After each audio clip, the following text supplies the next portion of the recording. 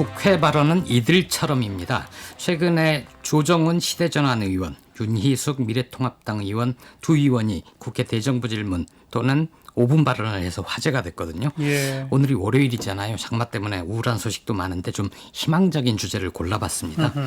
국회 구성이 아직 마무리되지 않았죠. 특히 앞에서 말씀해 주신 것처럼 심의 기능이 정상화되지 않았는데도 어쨌든 국회는 굴러가고 있거든요.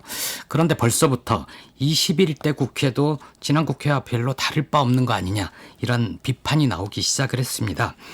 여전히 20대 국회의 구태를 반복하는 의원들도 많습니다. 예. 그럼에도 초선 의원들 중심으로 과거와 다른 흐름이 나타나기 시작했습니다. 유권자 주목도가 가장 높은 본회의 대정부 질문 혹은 5분 발언에서 다선 의원들에게서는 찾아보기 힘든 품격을 잃지 않으면서도 날카로운 발언을 하는 의원들이 있습니다. 그래서 모범 사례를 꼽히면서 따라 배우자, 이런 흐름도 있습니다. 네.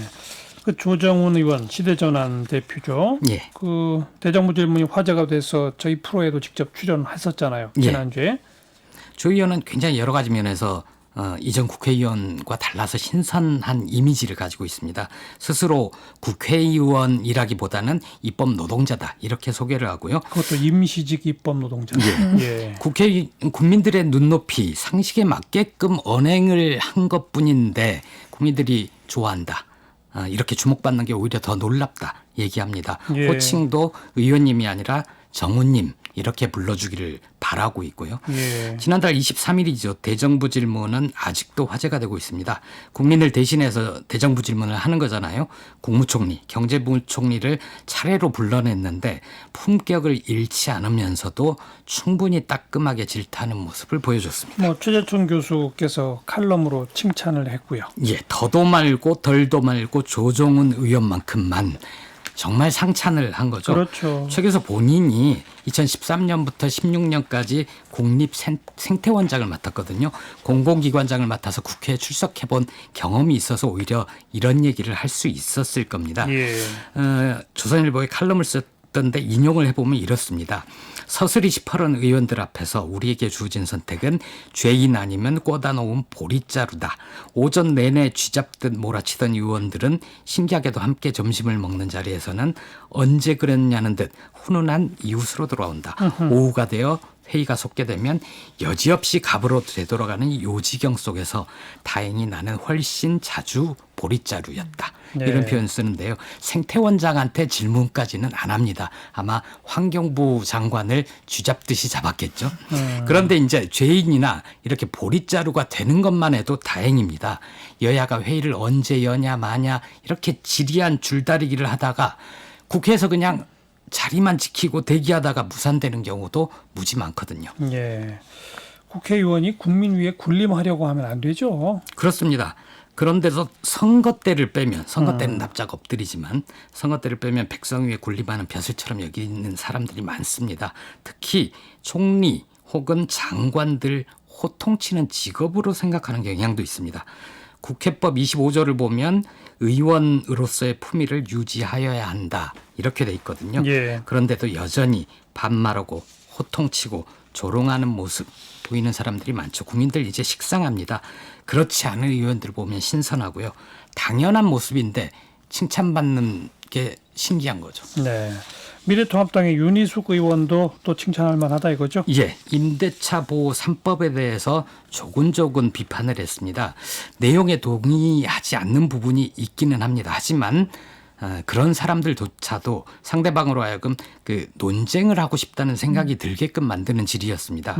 통합당 내부에서 미래를 봤다, 이런 칭찬이 나옵니다. 심지어 내년 4월에 서울시장 후보 어떠냐, 이런 얘기도 나오고요. 예. 내일 이번 임시국회 마지막 본회의가 있지 않습니까?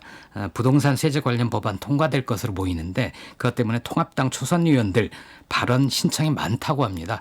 윤희숙 효과라고 볼 수 있을 것 같습니다. 통합당이 무조건 반대하고 불참할 게 아니라 차분하게 반대 논리를 펴고 공감하는 이들을 늘리고 논쟁을 하면 됩니다. 그게 유권자들이 바라는 게 아닐까 싶습니다. 네. 그 5분 발언의 첫 시작이 뭐 저는 임차인입니다 이렇게 시작한다고요. 예, 신선했죠. 그런데 이제 최근까지 2주택자였다고 합니다. 그래서 민주당 쪽에서는 진짜 임차인이 아니다 이런 얘기도 했었는데 전 그건 좀 아닌 것 같습니다. 현재는 1주택을 보유하고 그러니까 임대인이면서도 임차인인 셈이죠. 자기 소유의 집은 세 주고 예. 본인은 또 새 들어 살고 맞습니다. 그런 거죠? 예. 어쨌든 임차인이니까 임차인을 위한 법을 만들었는데 거기에 대해서 아니다 이런 얘기 충분히 할 수 있고요. 오히려 여권 인사들처럼 한 채를 팔아서 다주택을 해소했잖아요. 예. 그럴 땐 잘했다고 해줘야 될 것 같습니다. 왜냐하면 통합당 분위기를 보면 다주택자를 범죄시하는 건 사유재산을 부정하는 공산주의적 발상이다. 이런 얘기하는 사람들이 있거든요. 원희룡 지사도 그래서 칭찬했더라고요. 예, 윤 의원은. 어제 예. 페이스북에 글을 올려서 윤 의원의 발언에서 통합당의 희망과 미래를 봤다. 민주당도 인정했듯이 이념적으로 윽박지르지 않으면서 설득력 있는 논리와 감성으로 호소했다. 우리가 정권을 다시 찾아오려면 윤 의원 같이 품격, 실력, 헌신을 갖추면 된다고 얘기했습니다. 네. 뭐 여야 할 거 없이 했던 초선 의원들에게서 희망을 볼 수 있다 이거죠? 예. 그 현재 300명 가운데 절반 가량인 151명이 초선이거든요. 네. 통합당으로 좁혀봐도 전체 103명 가운데 59명입니다.